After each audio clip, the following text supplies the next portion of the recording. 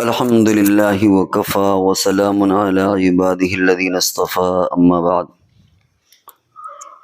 فأعوذ بالله من الشيطان الرجيم بسم الله الرحمن الرحيم يا أيها الذين آمنوا اجتنبوا كثيرا من الظن إن بعد الظن اسم ولا تجسسوا ولا يغتب بعضكم بعضا۔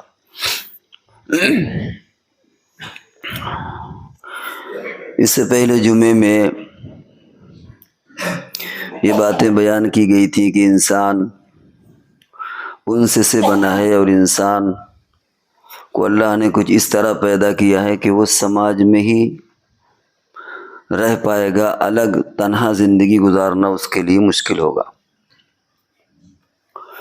اور جب آدمی ایک ساتھ زندگی گزارتا ہے تو بہت سے حقوق ایک دوسرے پر وابستہ ہوتے ہیں، ایک دوسرے کی رعایت کرنا پڑتی ہے، ایک دوسرے کے مزاج کا خیال رکھنا پڑتا ہے۔ جو باتیں آئی تھیں اس میں مختصر انداز میں یہ کہ ادھر سے ادھر خبریں نہ پھیلائی جائیں تاکہ معاشرے کے اندر غلط بات نہ پھیلے۔ اسی طرح یہ کہ آپس میں صلح کرا دیا کرو، اور صلح بھی انصاف کے ساتھ ہو۔ صلح اور انصاف کا فرق بھی آپ کے سامنے بیان کیا گیا تھا۔ قرآن پاک میں انصاف کا بھی ذکر ہے اور صلح کا بھی ذکر ہے، کہیں انصاف کی بات آئی کہیں صلح کی، اور دونوں کا فرق آپ کے سامنے بیان کیا گیا کہ انصاف اور صلح میں کیا فرق ہے۔ صلح میں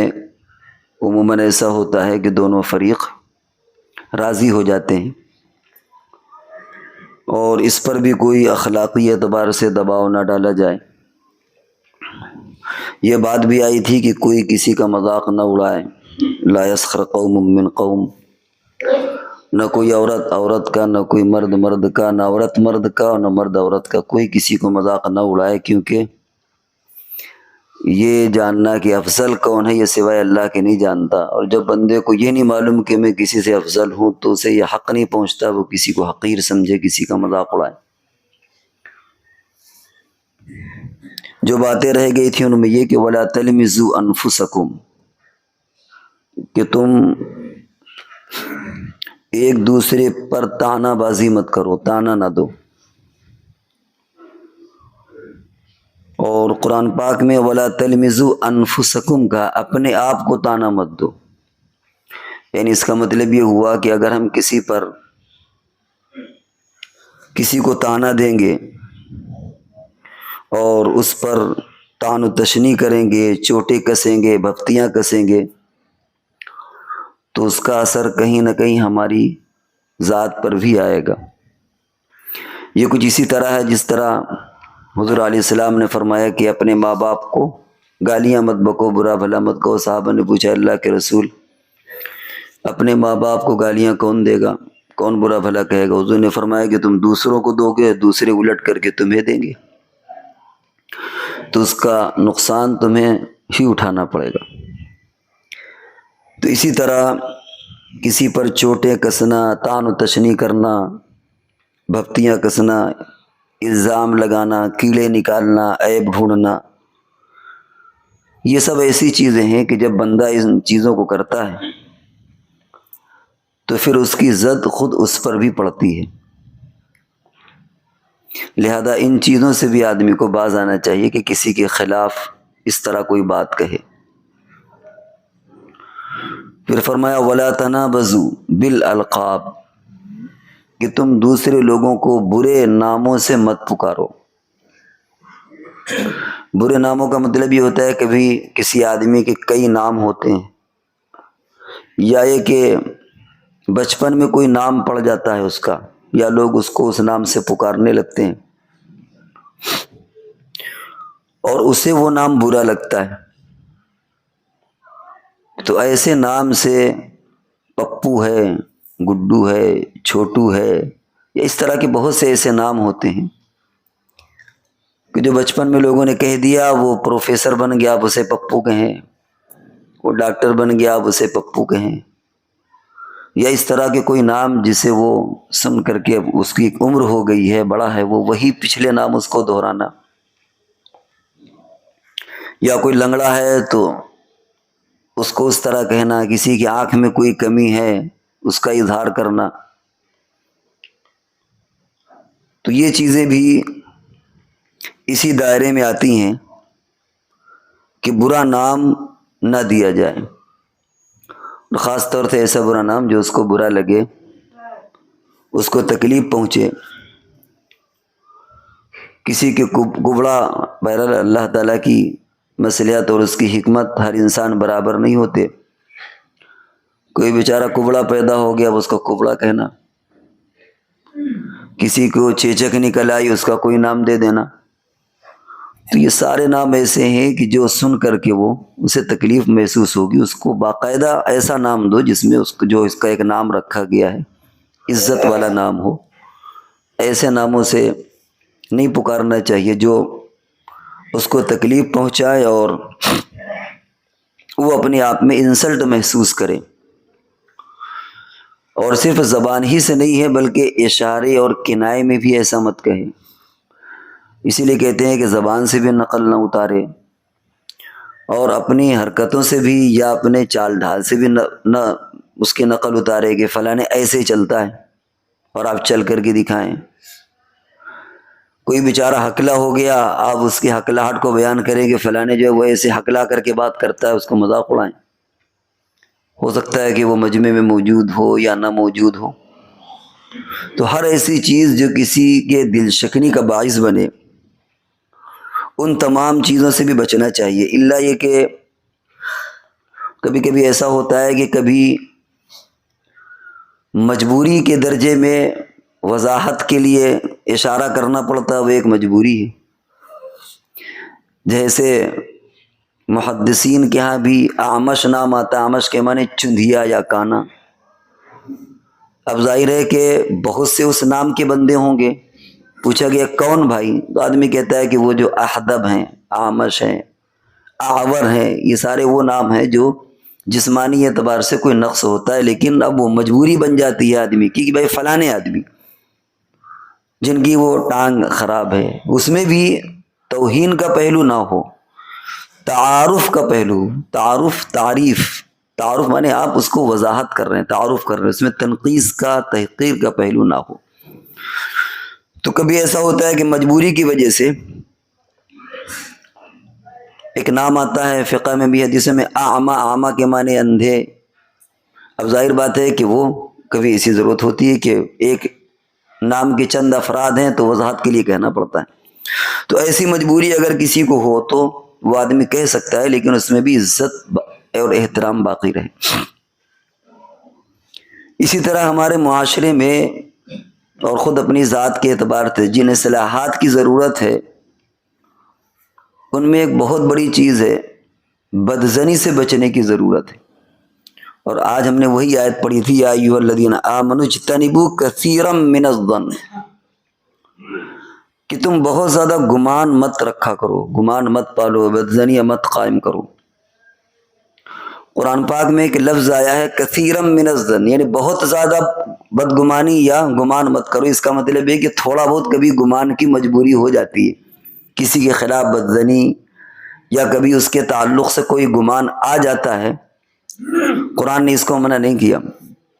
کیونکہ اس کی وجوہات ہیں، ابھی آپ کے سامنے وہ آ رہی ہیں۔ لیکن بلا وجہ گمان کرنا یہ گناہ ہے، اور بہت زیادہ ہر ایک سے بدظن ہو جانا، ہر ایک سے اس طرح کا خیال رکھنا ہر ایک کے بارے میں، کثیرا من الظن ان بعد الظن، کیونکہ ہو سکتا ہے کہ تم نے کسی کے خلاف کوئی گمان قائم کیا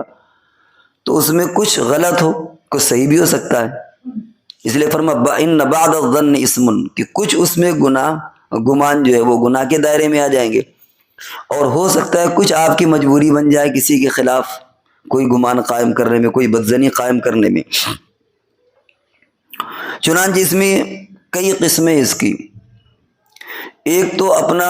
حسن ظن رکھنا، گمان رکھنا، جیسے اللہ کے تعلق سے، رسول کے تعلق سے، صحابہ کے تعلق سے، اولیاء اللہ کے تعلق سے، ائمہ اکرام کے تعلق سے۔ ظاہر بات ہے کہ وہاں بدظنی کا کوئی سوال ہی نہیں پیدا ہوتا، کیونکہ ایمان کسی شکل میں ایمان چلا جائے گا اور بعض شکلوں میں ایمان کے لالے پڑ جائیں گے۔ اللہ نے کوئی مصیبت آپ پر ڈال دی تو اللہ سے بدزن مت ہوئیے، حسن زن ہی آپ کو رکھنا پڑے گا، کیونکہ اللہ تبارک و تعالی حکمت والے ہیں، ان کا کوئی کام حکمت سے خالی نہیں ہوتا۔ اور کبھی کبھی یہ مصیبتیں بھی انسان کو مضبوط بنانے کے لیے آتی ہیں۔ جب حالات پڑتے ہیں تو انسان مضبوط ہوتا ہے، اور حالات نہیں پڑتے تو اس کے اندر کچا پن ہوتا ہے، کمزوری ہوتی ہے۔ جتنے حالات آئیں گے اتنے ہی آپ اسٹرانگ ہوں گے، مضبوط ہوں گے، فیصلہ لینے کی پوزیشن پر ہوں گے۔ تو اللہ تعالیٰ حالات ڈالتے ہیں آپ کو مضبوط بنانے کے لیے۔ پکی اینٹ پک کر کے مضبوط ہوتی ہے، کچی اینٹ تو ذرا سے آپ چھوڑیں اسے زمین میں ٹکڑے ٹکڑے ہو جائے گی۔ تو بہرحال اللہ کی جو بھی حکمت ہو سکتا ہے کہ ہمارے سمجھ میں وہ نہ آئے، لیکن اللہ سے آپ بدزنی نہیں قائم کر سکتے، رسول اللہ صلی اللہ علیہ وسلم سے آپ بدزنی نہیں قائم کر سکتے، ایمان ہی چلا جائے گا۔ وہاں آپ کو حسن زن رکھنا ہی رکھنا ہے، صحابہ اکرام سے حسن زن رکھنا ہی رکھنا ہے، اولیاء اللہ سے، اللہ کے جو نیک بندے ہیں، حسن زن رکھنا ہی رکھنا ہے، وہ موجود ہوں اور چاہے دنیا سے جا چکے ہوں۔ تو یہ تو ایک ایسا گمان ہے کہ جہاں بہرحال آپ کو اچھا ہی گمان رکھنا ہے۔ اور کبھی ایسا ہوتا ہے کہ آدمی کے خلاف کبھی مجبوری کی وجہ سے بدزنی قائم ہو جاتی ہے، جیسے عدالت میں ہوتا ہے، قاضی کیا ہوتا ہے، فیصلے میں ہوتا ہے۔ یہاں آپ ہر ایک کے خلاف اچھا گمان نہیں رکھ سکتے، یہ بھی اچھے یہ بھی اچھے، تو فیصلے نہیں ہو پائے گا۔ یہاں اتنا میٹھے بننے کی بھی ضرورت نہیں ہے، اتنا بااخلاق بننے کی بھی ضرورت نہیں ہے، ورنہ کوئی بھی بہت میٹھا آدمی اور بااخلاق آدمی قاضی اور حاکم نہیں بن سکتا، وہ فیصلے نہیں کرے گا۔ وہ ان کے بارے میں کہے گا بھائی یہ بھی اچھے ہیں یہ بھی اچھے ہیں، تو فیصلہ کیسے ہوگا؟ میاں بیوی کا جھگڑا ہے، بھائی بھائی کا جھگڑا ہے، ایک بھائی نے کسی پر دوسرے بھائی پر کوئی پراپرٹی ہے کسی چیز میں زیادتی کی، وہ کہتا ہے بھائی یہ بھی اچھے یہ بھی اچھے، ہم بدزنی کیسے قائم کریں صاحب؟ ہم تو اچھے ہی گمان رکھیں گے، تو اچھا گمان رکھیں گے تو پھر آپ فیصلہ نہیں کر سکتے۔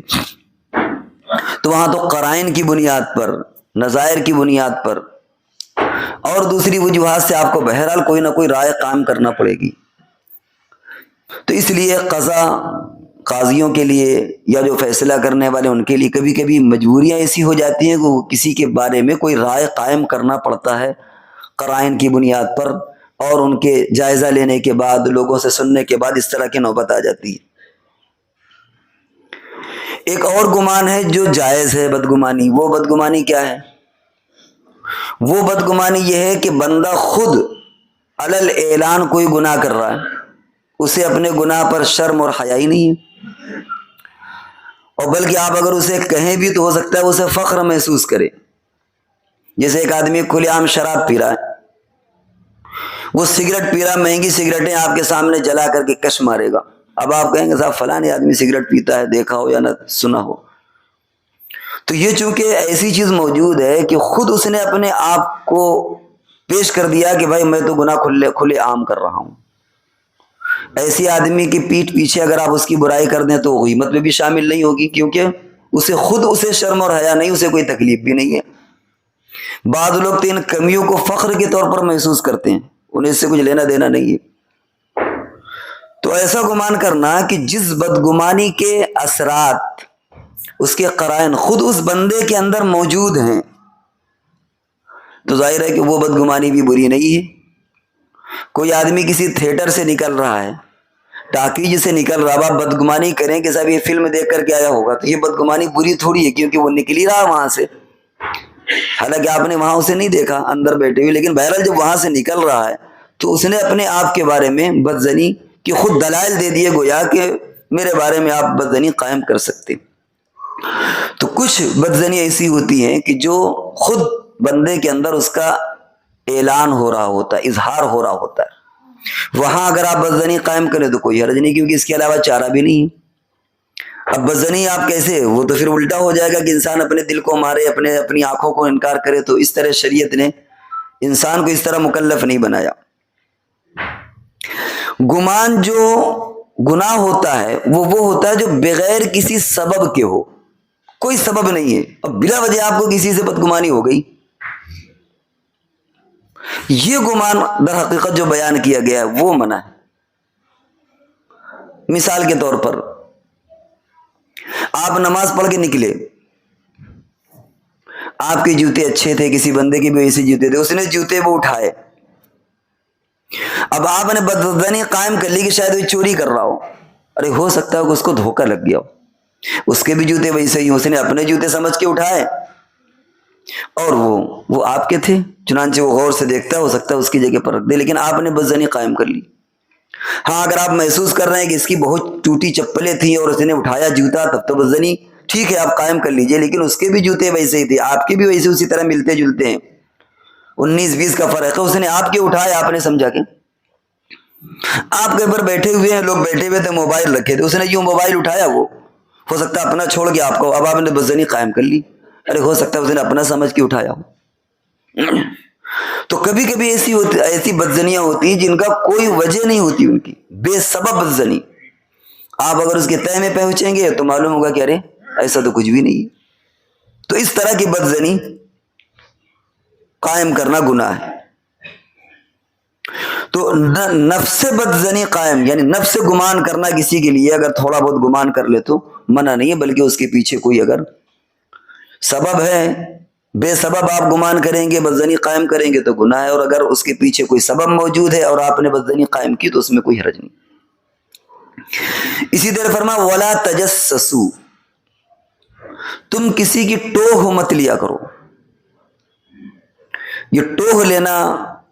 کھود کرید کرنا، کسی کی زندگی میں جھانک کر کے دیکھنا، یہ سب چیزیں بھی ہمارے معاشرے کو خراب کر دیتی، ہم کو بے وقات کر دیتی۔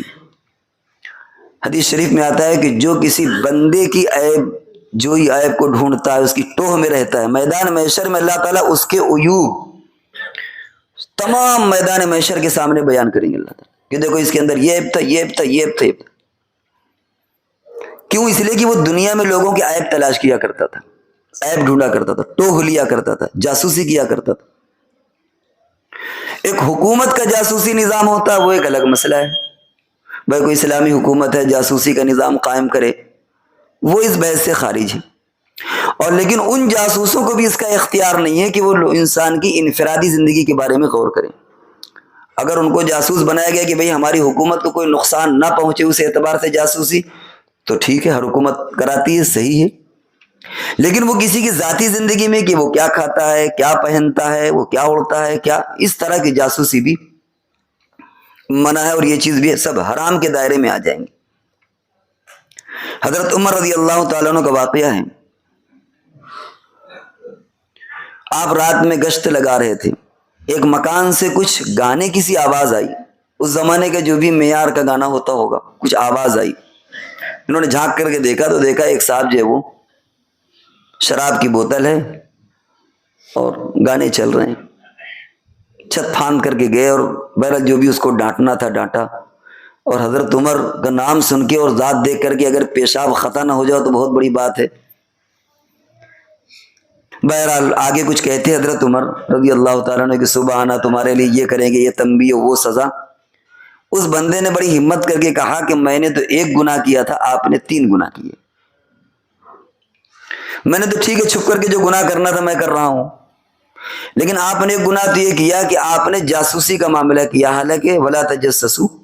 کہ انفرادی طور پر کسی کی زندگی کو جھانک کر کے مت دیکھو، کسی کی ذاتیات پر مت جھانک کر کے دیکھو۔ آپ نے جھانک کر کے دیکھا، آپ نے باقاعدہ ٹوہ لی۔ دوسرے کہ قرآن میں آتا ہے وہ یعنی اس طرح کہ اپنے گھر میں سامنے کے دروازے سے آیا کرو، اور آپ چھوٹی سی دیوار تھی، آپ دیوار سے فاند کر کے آ گئے۔ اور تیسرا حکم آپ نے شریعت کے خلاف یہ کیا کہ آپ کو سلام کر کے اور اجازت لے کے آنا چاہیے، آپ بغیر اجازت لیے آ گئے۔ تو کہاں حضرت عمر رضی اللہ تعالیٰ عنہ کہہ سکتے تھے کہ اچھا تو مجھے درس دے رہا ہے کم وقت کہیں کے، ایک تو ناجائز کام کر رہا ہے اور پکڑا گیا تو تو مجھے درس دے رہا ہے، مجھے ہدایت اور نصیحت کر رہا ہے، اچھا اب سزا میں اور اضافہ کریں۔ لیکن بہرحال حضرت عمر تھے متنبے ہوئے، کہنے لگے تم سچ کہتے ہو، اپنی غلطی کا اعتراف کیا، اس کی وہ غلطی معاف کر دیا، توبہ کرا لیا اس سے کہ ٹھیک ہے اب آئندہ مت کرنا، لیکن اپنی غلطی تسلیم کیا کہ تم صحیح کہتے ہو۔ تو اس سے معلوم ہوا کہ کسی کی بھی جاسوسی کرنا، کون کیا کرتا ہے، ٹوہ میں رہنا، یہ کرنا وہ کرنا، اس سے سوائے کہ انسان اپنی زندگی کو اجیرن کر لے اس کے علاوہ کچھ فائدہ ہونے والا نہیں۔ پھر اس کے بعد غیبت مت کرو، اس کا بھی دائرہ بہت وسیع ہے کہ غیبت کبھی کبھی کچھ باتیں کسی کے خلاف کہنا پڑتی ہیں۔ آپ سے کسی نے پوچھا کہ بھائی لڑکی کا رشتہ آیا ہے، فلانے لڑکے کیسا ہے، تو اب اگر آپ کہیں کہ صاحب وہ تو بہت بڑھیا ہے، حالانکہ وہ ہو سکتا ہے کچھ کھاتا پیتا ہو، کچھ اس کو لت ہو، تو آپ کے لیے بڑا مسئلہ ہے۔ آپ کہیں صاحب ہم نے تو کہا غیبت نہ کرو، اگر اس سے صحیح بات بتاتے ہیں تو غیبت آ جاتی ہے، نہیں صحیح بات بتاتے ہیں تو وہ بیچارہ پھنس جائے گا ظاہر کو دیکھ کر کے۔ تو اس غیبت کے جیسے حسن زن کے بھی درجات آپ کے سامنے، گمان کے، زن کے، بدزنی کے، حسن زن کے آپ کے سامنے درجات بیان کیے گئے، ایسے ہی غیبت کے بھی اپنے درجات ہیں کہ کب کسی کے خلاف کوئی بات کہنا پیٹھ پیچھے صحیح ہو جاتا ہے، کب غلط ہو جاتا ہے، وہ انشاءاللہ اگلے ہفتے میں۔ اللہ تبارک و تعالی ہم سب کو عمل کی توفیق دے۔